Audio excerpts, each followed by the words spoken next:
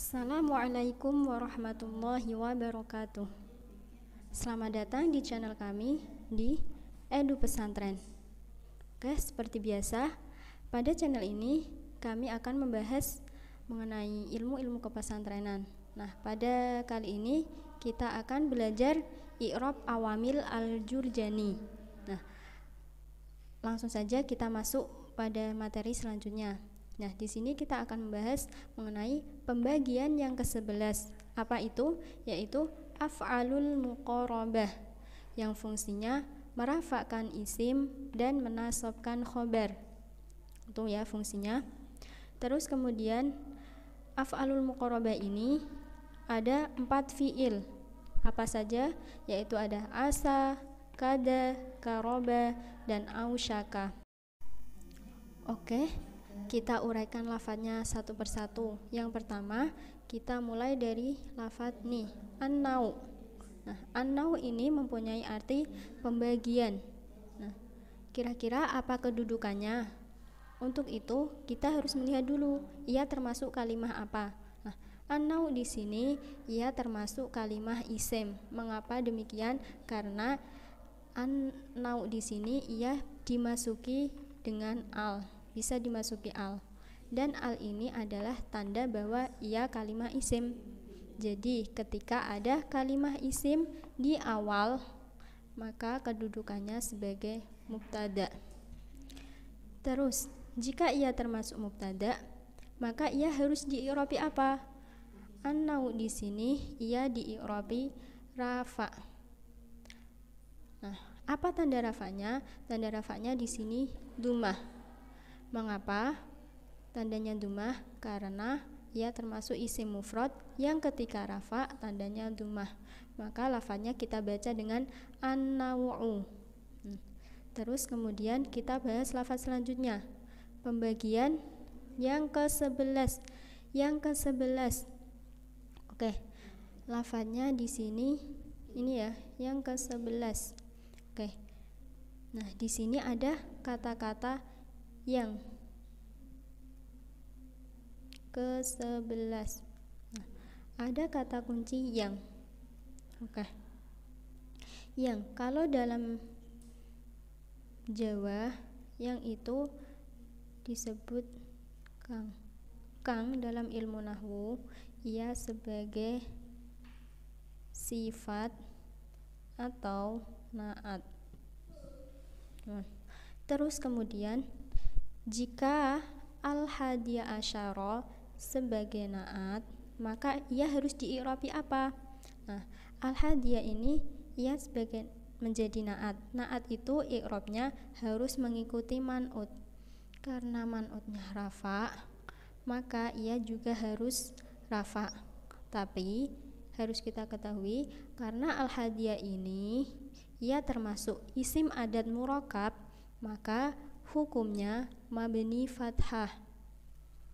Oke, jadi rafa'nya itu dimahalkan. Nah, ini kita baca dengan al-hadiyah asyarah. Oke, kita lanjut pada lafadz berikutnya. Nah, lafadz berikutnya ini ia mempunyai arti, kita ulangi artinya dari awal ya. Pembagian yang ke-11 yaitu beberapa fi'il. Nah, yaitu beberapa fi'il. Ini terdapat kata-kata yaitu. Berarti lafadz ini ia menyempurnakan makna dari mubtada. Jika ia menyempurnakan makna mubtada, maka kedudukannya sebagai khobar. Dan khobar itu harus dii'rabi rafa.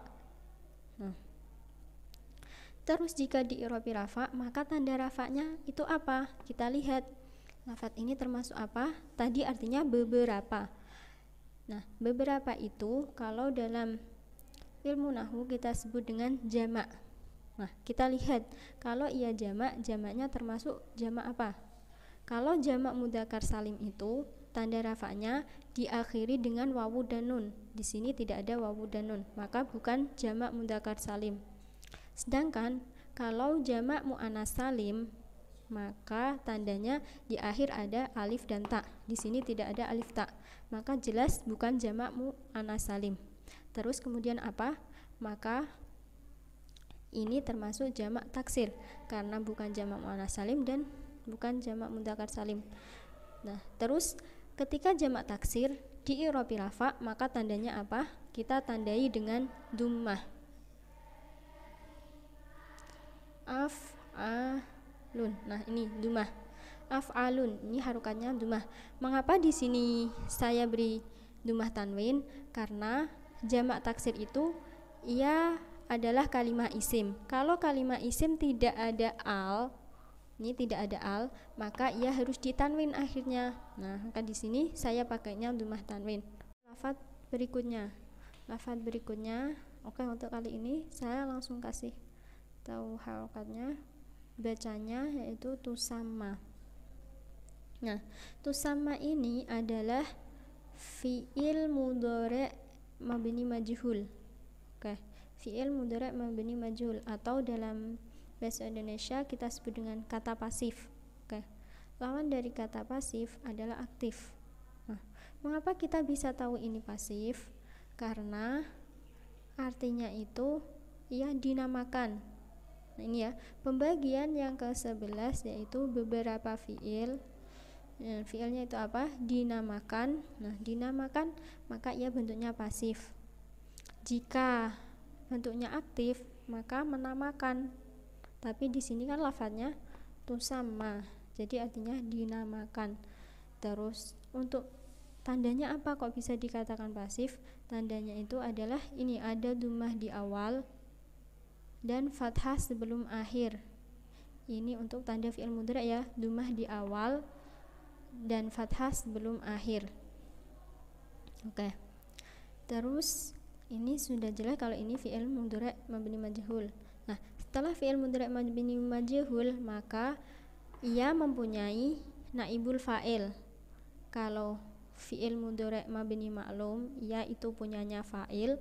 Kalau mabninya majhul, maka ia mempunyai naibul fa'il. Terus naibul fa'ilnya apa? Nah, naibul fa'ilnya di sini berupa naibul fa'il isim dhamir. Yang dhamirnya itu kira-kira apa? Kita lihat.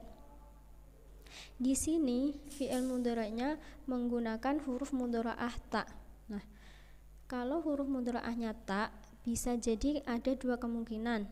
Ada kalanya ia berwakai mufrad mu'annas ghaibah dan ada kalanya wakainya mufrad mudzakkar mukhatab. Nah, di sini dhamirnya adalah dhamir hiya. Hiya, kata ganti orang ketiga. Nah, fi'il ini dinamakan apa? Yaitu dinamakan, saya akan sarankan af'alal muqarabah. Oke.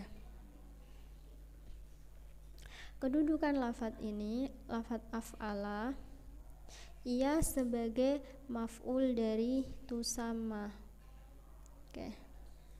Maf'ul dari tusamma. Karena tusamma tadi ada fi'il mabni majhul dan naibul fa'ilnya tadi berupa isim dhamir disimpan.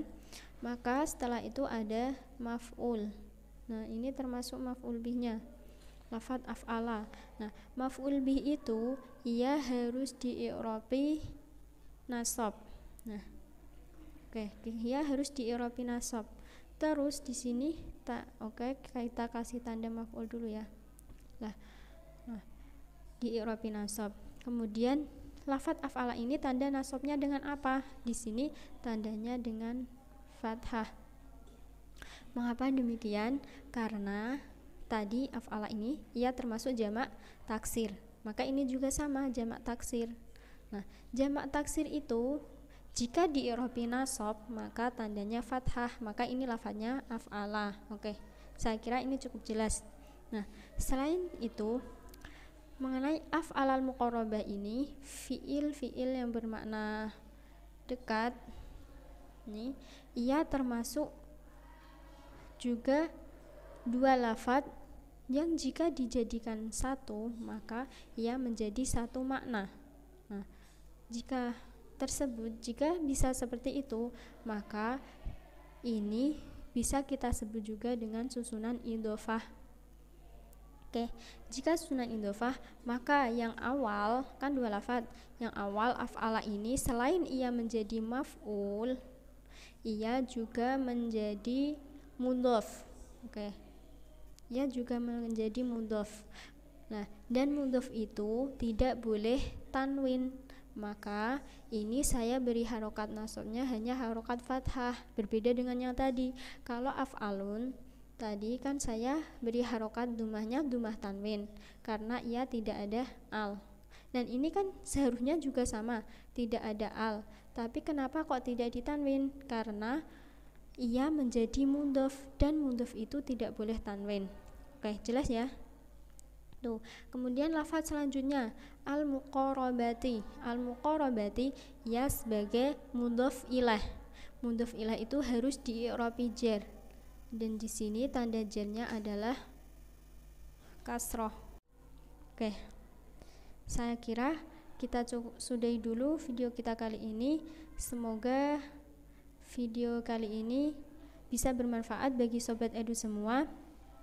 Apabila ada keterangan atau penjelasan-penjelasan yang kurang jelas, mohon koreksinya. Dan terima kasih atas waktunya. Dan jangan lupa subscribe, like, dan share video kami. Terima kasih. Wassalamualaikum warahmatullahi wabarakatuh.